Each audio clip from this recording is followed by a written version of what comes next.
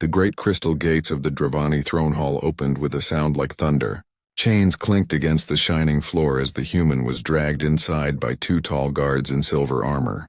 He walked slowly, his steps heavy, his body bruised and weak.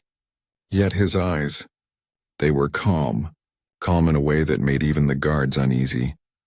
The hall was filled with thousands of Dravani soldiers and nobles. Their glowing blue eyes followed every move he made. They had never seen a human before, not a living one.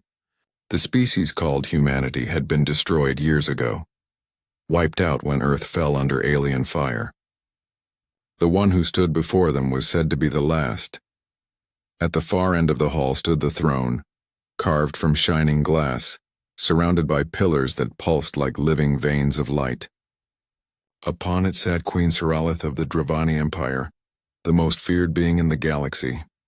Her silver hair floated like strands of starlight, and her skin shimmered faintly in shades of blue and white. Her beauty was cold, powerful, and dangerous, like a blade of ice. When her gaze fell upon the human, the room went silent. Even the guard stopped breathing. The queen leaned forward slightly. Her voice was soft, but it carried through the hall like a storm. "Human," she said, "you have killed 30 of my soldiers, destroyed 2 of my ships, and dared to trespass into the heart of my empire. Tell me, why do you fight when your species no longer exists?"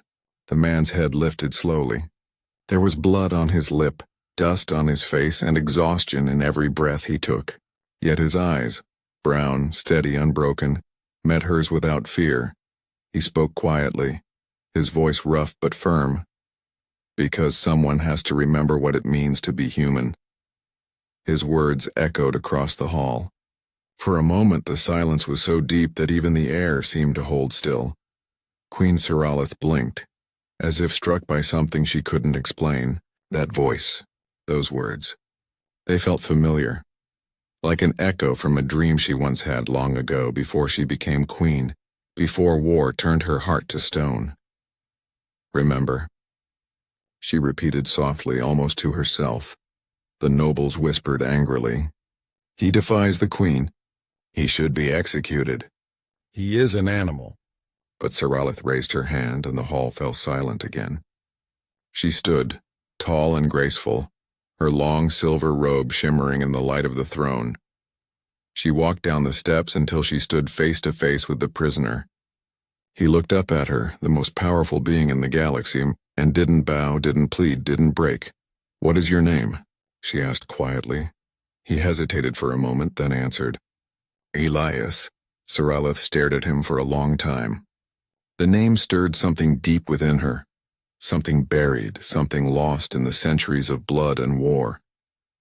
A strange warmth flickered in her chest, one she had almost forgotten how to feel. Finally she turned away. "Take him to the crystal cell," she ordered. "Do not harm him." The guards looked confused but obeyed. Chains rattled again as they led Elias away. As the great doors closed behind him, Saralith stood alone before her throne, her silver eyes distant. She whispered under her breath, "Elias," as if tasting the name. It felt heavy with memories she did not understand. Outside, the stars burned quietly beyond the palace dome, and the hum of the empire continued. But within the queen's heart, something had shifted, and something small, fragile, but alive. And deep within the cold crystal cell far below, Elias sat in the darkness, staring at the faint reflection of the stars through the ceiling glass. He smiled faintly despite the chains on his hands. "At least," he murmured, "someone still remembers." Neither of them knew it yet, but that night the fate of 2 worlds had begun to change. The nights in the Dravani palace were always silent. The halls of silver and glass stood still under the soft light of 2 moons. But that night Queen Saralith couldn't sleep. Her mind kept returning to the human, the one who had looked into her eyes and spoken those strange, fearless words. She had seen countless enemies in her life, warriors, assassins, even traitors, but none had ever spoken with such calm, such quiet fire. Something about him was different. Something about him felt familiar, and so, against every rule, against the warnings of her advisors, Saralith descended to the lower levels of the palace, to the crystal cell. The air was cold there. The light was dim and blue. The human sat alone inside the transparent prison, his back against the wall, his hand still bound by faintly glowing chains. Yet even in that stillness he looked strangely peaceful, like someone who had already made peace with the world. Saralith stepped closer. The guards bowed quickly and stepped aside. Her voice was quiet but strong. "Leave us." The guards hesitated. "My queen, it is unsafe." "Leave," she repeated, her tone leaving no room for argument. When they were gone, the hall fell into silence again. The only sound was the slow hum of energy around the crystal bars. Elias opened his eyes when he heard her steps. "Back again?" he said softly. Saralith frowned. "You speak as if you expected me." He gave a faint smile. "You don't look like someone who forgets things easily." The queen studied him for a long time. His face was tired, but his eyes held a quiet strength that pulled at something deep inside her. "Why did you come here, Elias? You could have hidden. You could have run." He looked down for a moment, then spoke in a low voice. "I came because I wanted to see if the stories were true. The stories about the queen who ended the war, the one who spared worlds when everyone else demanded fire. I wanted to see if there was still mercy left in this galaxy." His words hit her harder than she expected. Mercy. It had been a long time since anyone had spoken that word to her. The galaxy did not believe she had any. Saralith stepped closer to the crystal wall. "And what do you think now, human?" "Do you see mercy in me?" Elias looked up. His gaze met hers through the clear barrier. "I don't know," he said simply. "But I see sadness." She froze. No one had ever spoken to her like that. No one had ever dared to look at her and see sadness instead of fear or power. For a moment, the centuries of her reign felt heavy. Every battle, every death, every lonely night sitting on a throne of victory that never brought peace. Saralith turned away, but before she left she whispered, "You speak too boldly for a prisoner." Elias smiled faintly. "And you listen too often for a queen." Her steps faltered and then she was gone. That night she didn't return to her chambers. Instead, she stood on her balcony watching the stars.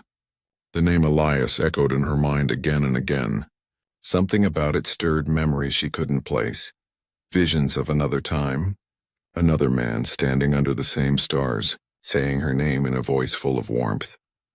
The next night she went to the cell again, and the night after that, she began asking him questions. About Earth, about oceans, about music, about what humans dreamed of. He told her about laughter, about sunsets that turned the sky gold, about the smell of rain.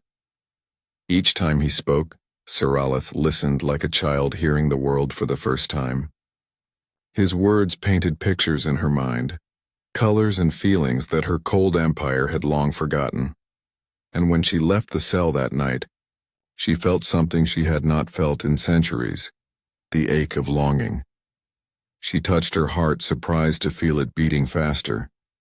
The queen of the Dravani, conqueror of galaxies, was beginning to remember what it meant to feel alive. Days turned into weeks, and every night Queen Saralith found herself walking down the cold, shining corridors of her palace toward the crystal cell where Elias waited. She told herself it was only curiosity, that she wanted to understand her enemy. But deep down she knew it was something else. Something she couldn't explain. Each night they talked. She listened to his stories about the blue skies of Earth, about the scent of flowers, about the feeling of soft rain touching his skin. For a queen who had known only the silence of space and the noise of war, his words felt like light breaking through darkness. Elias, in turn, learned things about her world. He learned that the Dravani lived for centuries, their lives bound by duty and order. They did not laugh often. They did not cry. They did not love the way humans did. Saralith had ruled for 300 years, her reign built on peace and fear. She was both worshipped and alone. One night, while the moons glowed softly through the glass ceiling, Elias finally asked, "Why do you come here, Sarilith?" The queen stood silent for a long moment, her face hidden behind her silver hair. Then she said quietly, "Because you remind me of someone I once knew, someone I lost long ago." Elias tilted his head. "Someone you loved?" Her eyes flickered with old pain. "Yes, a human." Elias froze. "A human?" Sarilith nodded slowly. "1,000 years ago, before your people vanished into the stars, there was one who came to my world. He was a soldier, a wanderer, a man of courage and kindness. When the great plague struck my people, he stayed.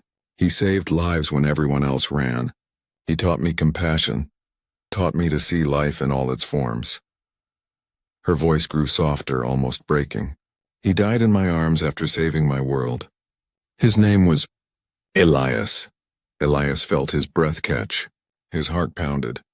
"Elias?" he repeated, voice trembling.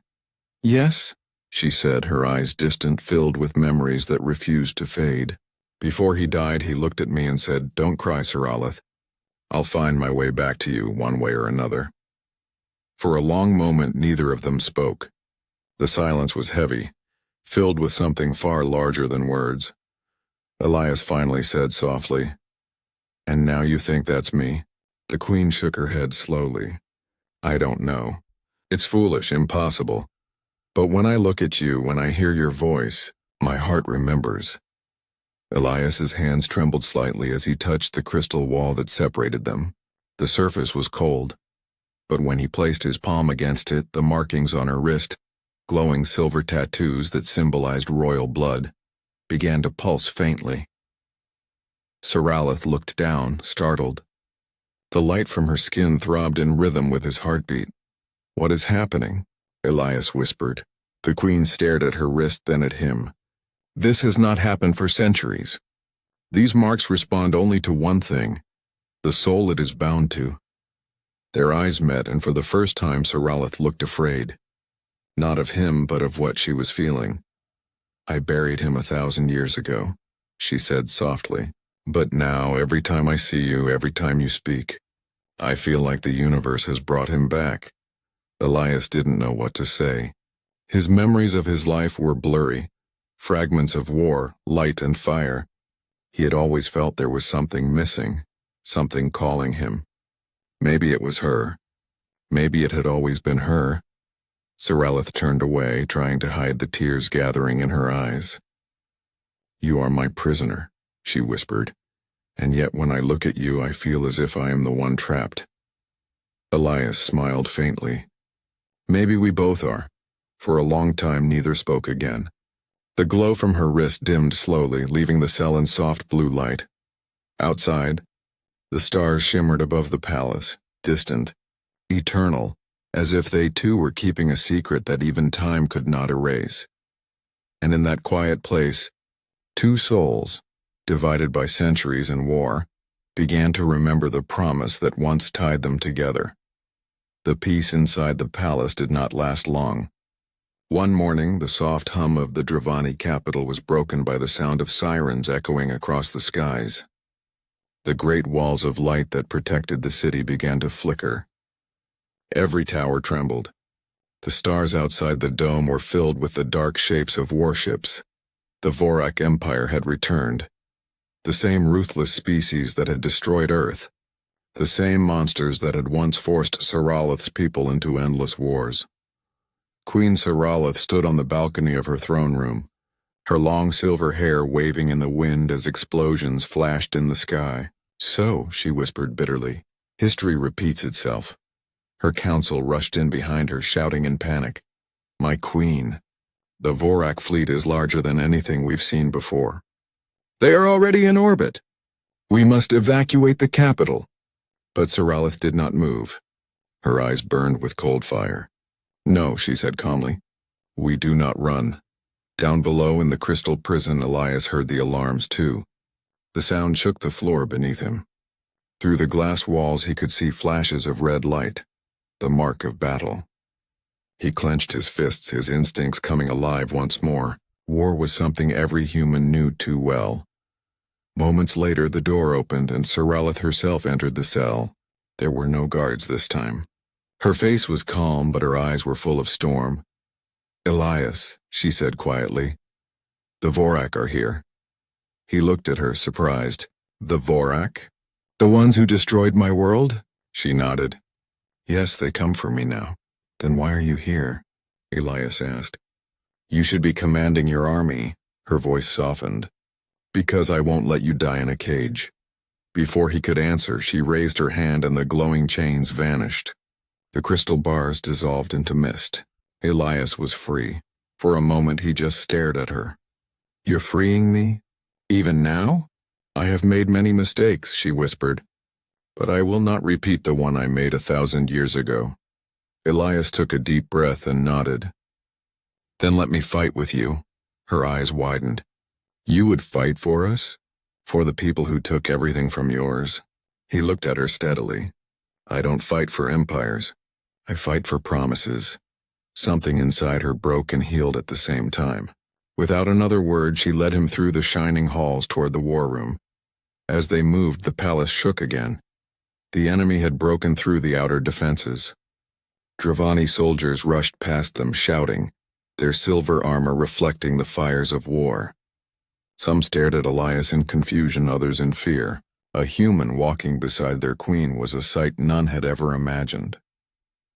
At the command deck, Saralith placed her hand on the control crystal. A large holographic map appeared, showing hundreds of enemy ships surrounding the planet. Elias studied it quickly, his soldier's mind coming alive. "They're focusing on your power cores. If they destroy those, the entire planet falls."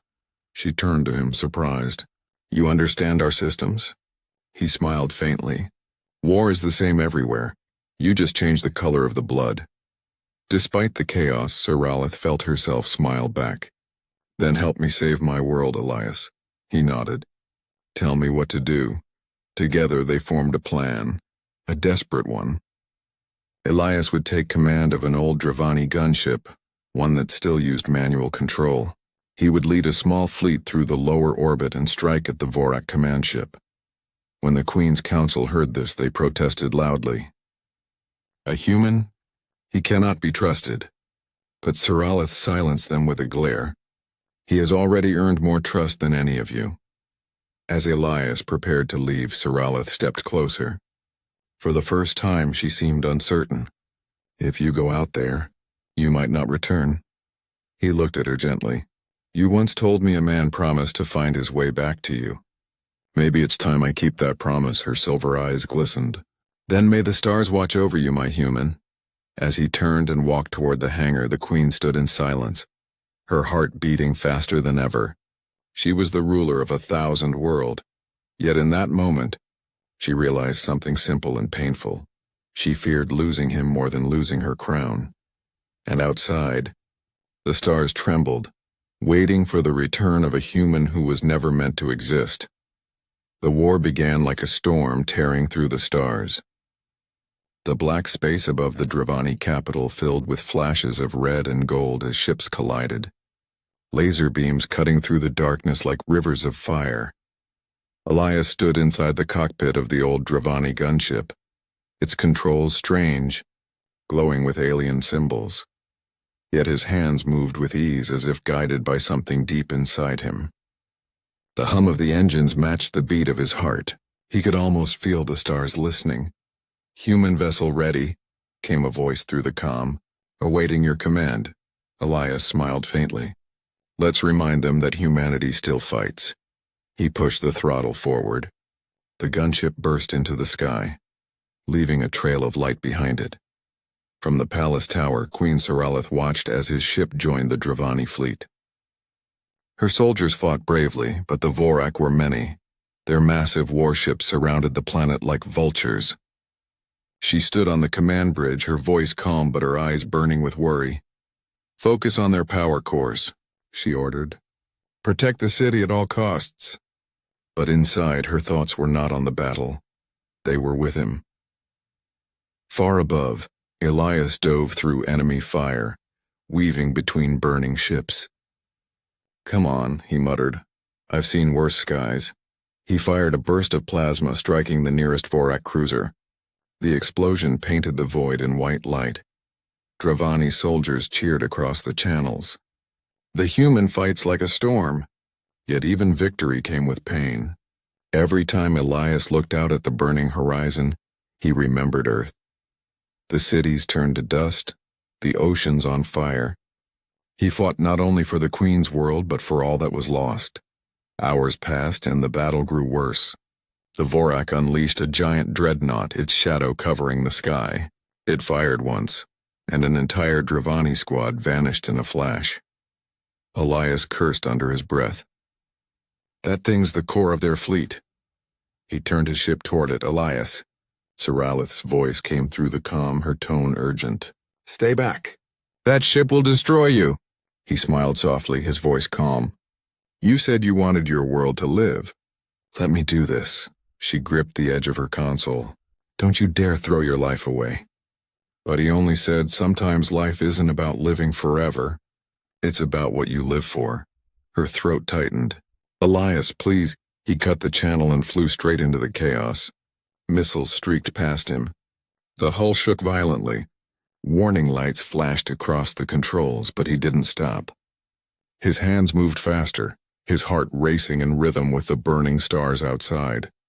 The dreadnought's main gun began to charge, glowing red, humming with deadly power. Elias took aim, whispering to himself, just like old times. He released every weapon his ship had, plasma beams, missiles, flares, all of it striking the dreadnought's weak point. The explosion lit up the sky like a second sun. For a moment it looked like victory, but the blast wave hit him hard. His ship spun out of control, alarms screaming. Smoke filled the cockpit. He tried to steady it, but the controls were dead. Elias! Saralith's voice came through the static. Elias, answer me! He smiled weakly, blood trickling from his forehead. Still here, just not for long. Saralith's voice broke, trembling with fear and pain. Hold on, I'm sending a ship to get you. No, he whispered. Keep your forces safe.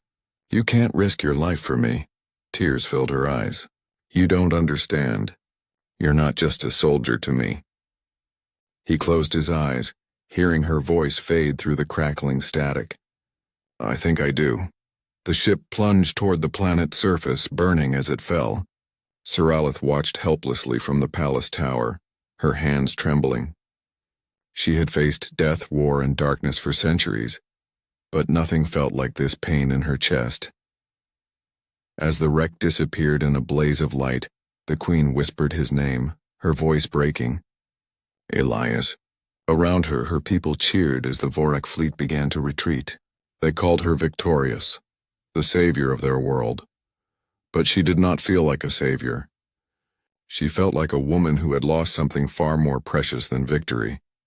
Far across the battlefield, a single shard of the destroyed ship glowed faintly among the ruins, pulsing with a soft, rhythmic light like the beating of a human heart. The battlefield was silent now. The stars above the Dravani capital were covered by smoke and drifting fire. The Vorak fleet had been destroyed, and the skies were filled with falling debris, glowing like dying stars. The war was over, but victory did not feel like victory. Queen Saralith stood at the edge of the palace balcony, her silver armor torn, her face stained with dust and tears. She looked out at the burning sky, searching for a sign, any sign, of the human who had saved her world. Elias, she whispered. No answer came. Only the soft hum of the damaged palace walls and the distant cries of soldiers tending to the wounded. They told her his ship had fallen somewhere beyond the capital, lost in the mountains. Search parties had been sent, but all they found were fragments of metal, scorched, broken, lifeless. Her council praised her for her leadership. They called her the queen who saved the Dravani Empire. They bowed, they celebrated, they sang her name, but she could not hear any of it. Her heart felt hollow, her thoughts lost in the voice of a man who no longer answered her. That night, when the palace was quiet, Saralith went alone to the crash site. The ground there was blackened, the air thick with smoke. Among the wreckage she found what remained of the human gunship, a twisted skeleton of metal and glass. And there, buried under shards of crystal, she found something glowing faintly. It was a small broken fragment of the ship's control crystal, and within it, a pulse of light. Slow, steady, like a heartbeat. She knelt beside it, her hands trembling as she lifted it close. The light warmed her skin. It was faint but alive. Her voice broke into a whisper. "Elias, is that you?" The crystal pulsed once, brighter. She gasped, her tears falling freely now. For the first time in centuries, Queen Seralith, the ruler of 1,000 worlds, the woman who had never bowed, fell to her knees. She held the glowing shard against her chest, pressing it close to her heart. "I won't lose you again," she whispered. Not this time. Days passed. She brought the crystal back to the palace, placing it in her private chamber. It glowed there, faintly alive, as if breathing. Every night she would sit beside it, speaking softly to it, telling stories, whispering memories as if Elias could still hear her through the light. Her scientists begged her to let them study it. They said it was just energy, just remnants of the ship's power core, but she refused. "It is not energy," she told them. "It is him." They thought she had gone mad, but she did not care. Then one night, as the moon shone pale across her window, the crystal flared brighter than ever before. The air in the room grew warm, alive. Seralith froze, her heart racing. The light grew, spreading like fire across the walls, and then faintly a voice came through the air. "Seralith." Her breath caught. The voice was soft, weak, but it was his. She ran to the crystal, her hands shaking. "Elias, Elias, is that you?" The light pulsed again, and she saw it. A faint outline, a shadow within the glow. It was the shape of a man, his head bowed, his body made of light and memory. "I told you," the voice whispered. "I'd find my way back." Her tears fell freely as she reached toward the light. "You kept your promise," she said, her voice trembling. "Even death couldn't take you from me." The light flickered gently, wrapping around her like a soft warmth. "I'm still here," the voice said. "Not as before, but as part of you, of this world. You saved them, Seralith. You gave them hope. That's what I always believed in." She closed her eyes, her hands trembling. "Don't leave me again, Elias. Please." The light grew softer, like a fading heartbeat. "I'll never leave you," the voice said. "Not while you remember me." And then slowly, the crystal dimmed. Not gone, but resting. Seralith sat there in silence, holding it against her heart. The tears on her cheeks shimmered in the moonlight, but her lips carried a small, fragile smile. In that quiet moment, she understood. He wasn't lost. He had become part of the stars, part of her, part of the promise that even across death and time, love could return. Years passed. The Dravani Empire healed slowly, rebuilding from ashes into something new, something peaceful. Queen Seralith ruled with wisdom and compassion. Her people no longer feared across the stars, but respected. Her name became a symbol of unity, yet behind her calm smile and regal crown, her heart still carried a quiet ache, the memory of the human who had changed her world. Every morning, before the council meetings began, she would visit the small chamber at the top of her palace. There, the faintly glowing crystal still rested on a pedestal made of silver and stone. Its light was softer now, gentle and calm, like a sleeping heart. She would place her hand on it, close her eyes, and whisper softly, "Good morning, Elias." It was her secret ritual, one that kept her going. But one dawn, as the sky turned golden and the twin suns rose together, something changed. The crystal, which had remained quiet for years, suddenly flickered brighter. The light spread across the room, warm and alive, filling every corner. Seralith froze, her breath caught in her throat. Her pulse raced as she whispered, "Elias?" The light pulsed again, stronger this time, and then a shape began to form. A tall figure made of light and shadow stood before her. His outline was faint at first, but his face and his eyes, they were unmistakable. It was him, Saralith. The voice came softly, almost like the wind through her hair.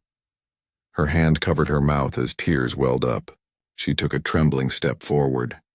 It's you, Elias. It's really you. He smiled. That same small human smile that once made her heart flutter in the middle of chaos. I told you I'd never leave you, he said gently. But it took me a while to find the way back. She reached out, afraid to touch him, afraid he would vanish again. But when her hand brushed against his form, she felt warmth. Real warmth. His fingers, made of light, wrapped gently around hers.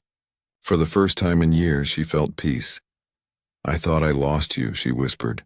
I searched every world, every dream. I would have traded my throne to see you once more. He looked at her with a tenderness that made her knees weak. You never lost me, he said softly. You carried me inside you, in your heart, in your hope. That's what brought me back. She closed her eyes, tears falling freely. Elias, you changed everything. The Dravani. They live in peace now. I made them see what you saw. That life, no matter how different, deserves to be protected. He smiled faintly. Then you did what I couldn't. You gave them what humanity always tried to give. A reason to care. For a moment, silence filled the room. A silence full of meaning. Full of love that crossed death and time. The two of them stood there, surrounded by the golden light of morning. Then Elias stepped closer. His light shimmered, brighter and stronger. Saralith, he said softly, I don't have long. This form, it's only a memory given shape. But before I go, there's something I never got to do. She looked up at him, her heart aching. What is it? He reached out and gently pulled her close. The light wrapped around her like a warm sunrise, soft and alive. His arms felt real, his touch firm and gentle, and then he embraced her. For a single, perfect moment, time stopped.